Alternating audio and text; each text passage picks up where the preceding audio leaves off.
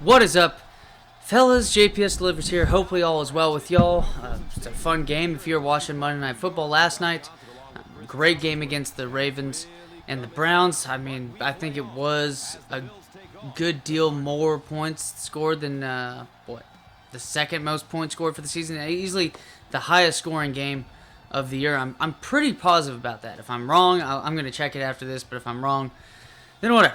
But also, I mean, just an interesting game of just how it finished.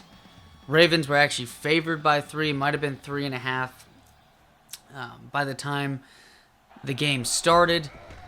And then just up by 3. And then it just seemed like a miracle time that Jarvis Landry ends up eventually, after, a Cal Stanford type attempt, goes to shit. That was even more. It seemed like that ending, if you were betting on that game, might have been more bizarre than Ball State's game over the weekend, where Ball State pretty much charged the field because the refs blew the game. It seemed dead. Turned out to be that the game was dead. It was blown dead because of a penalty. And, just saw a shit ton of players on the field in what people thought could have been a touchdown, but it just wasn't.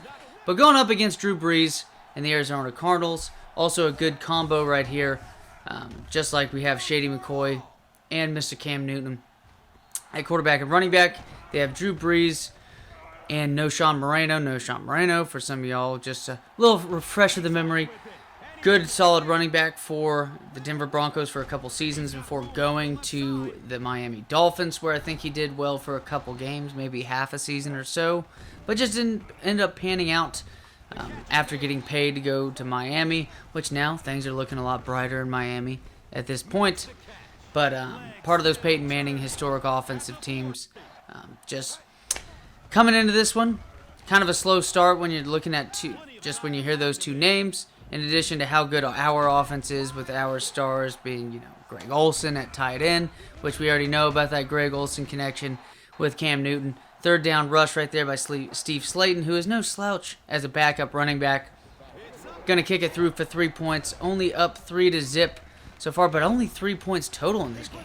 Just when you're expecting a lot of offense, it's a little weird, but hey, sometimes when these games start off like this, and maybe we're going to be set up to score 7 more points, maybe. No, because y'all know it's never that fucking easy. They fumble the ball, and y'all tell me this, because Arizona challenges it, turns out to be the right challenge. They're not going to lose a timeout over this. And maybe at first I thought I was going to lose sleep. I don't know, because I thought it was going to be a big fucking swing of a play. Go up by 10 points against a team like this that's in playoff positioning, 7-4. We're 8-3. Even though we're in better positioning in the AFC compared to them in the NFC, it would be nice to beat the shit out of a Drew Brees team, because it just shows how good we can play, especially considering we just lost the Colts. But y'all let me know. Look at those angles, man. Look at that man's angles. Just doesn't look like that, like he was down before that fumble. I don't fucking know.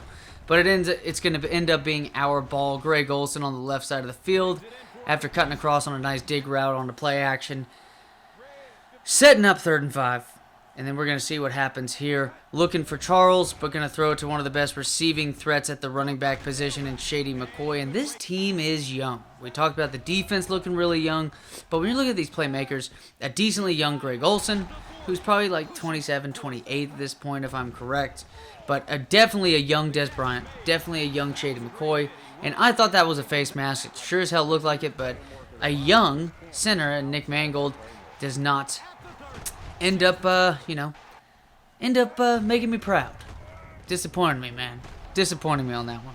One of the best centers in football. We got to deal with shit like that. But it is what it is, because this man's going to make us proud. Mr. Butler with a nice touchdown reception, getting things done, setting it up now to where it's 9-0.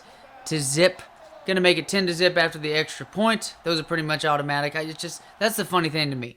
NCAA football 08, getting a decent amount of blocked field goals, or at least making it interesting. I love the camera cuts in that one, like live camera cuts, not even like you make a highlight play and then it cuts in. That's cool enough, but you get that in Madden. But what's unique is, just getting live camera cuts and stuff. That's pretty cool to me. I wish Madden would do that in these games, but it is what it is. can't be sitting here, wishing for shit when I'm already sleeping ahead in this game. Beautifully done after that nice-ass catch by Des Bryant, who, y'all know who he is. At this point, he's one of the better deep threats in football, especially with his leaping ability. And again, he's a young star. Cam Newton, Shady McCoy. Butler's decently young. We have a pretty good offensive line. Trent Williams is on that offensive line, who we know who Trent Williams ends up becoming. And it's just, that's without even mentioning that defense. And that defense is full of young, badass players. And the nice touchdown rush by Shady McCoy. Now with the ball again, they just weren't getting much done. That Cardinals team to start off the game. Neither were we. The second quarter seemed to explode big time. Nice catch by Darius Hayward-Bay. 17-0 at this point. And then I wish that would have been a touchdown. I should have thrown it a second earlier to Mr. Olsen. Things were working out well. Excuse me, but it is what it is. Getting sacked on that one, which could have been points, gone up 24-0. But again, mind you, there is a minute left in the second quarter. We talked about how 3 touchdowns were scored, three touchdowns were scored in the last 2 minutes, I think, of last night's game.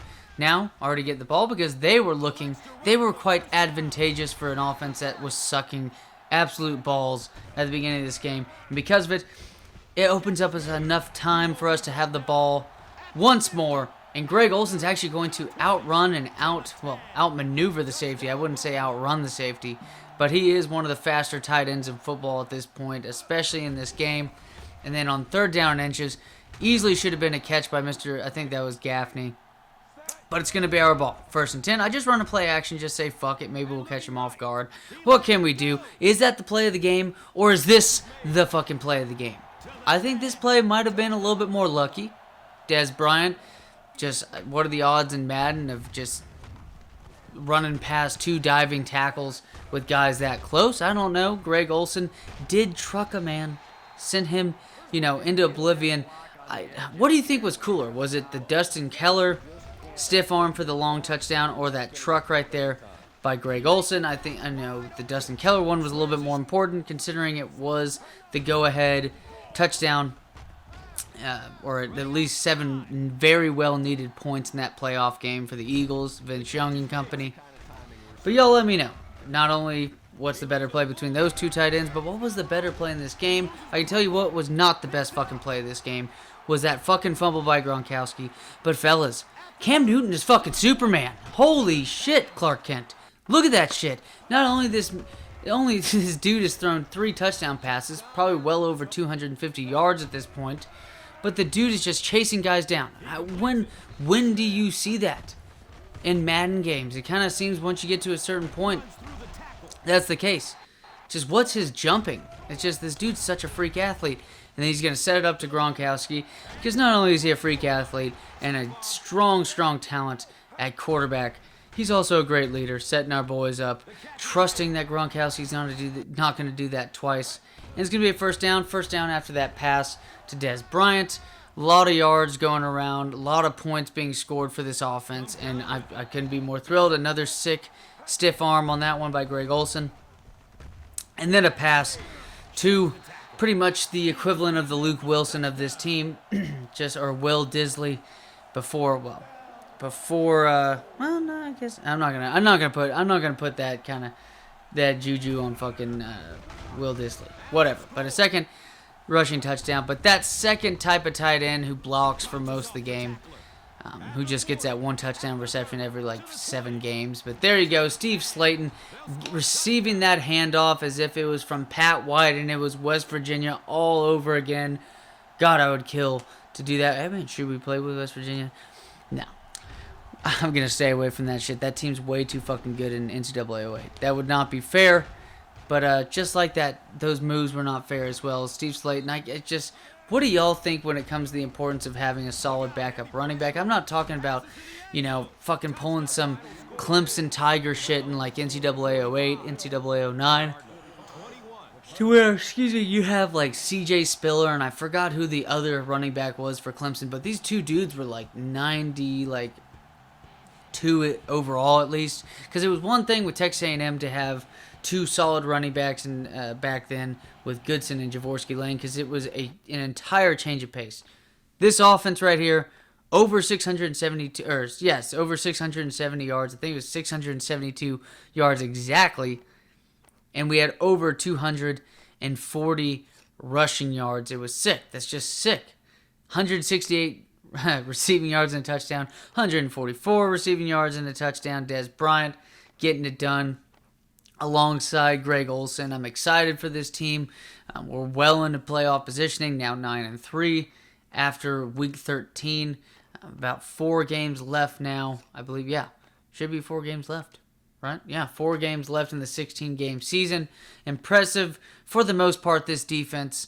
I thought a little bit bad about this team after that loss to the Colts. The Colts are only a 1-loss team with David Garrard playing really well. So we'll just have to see.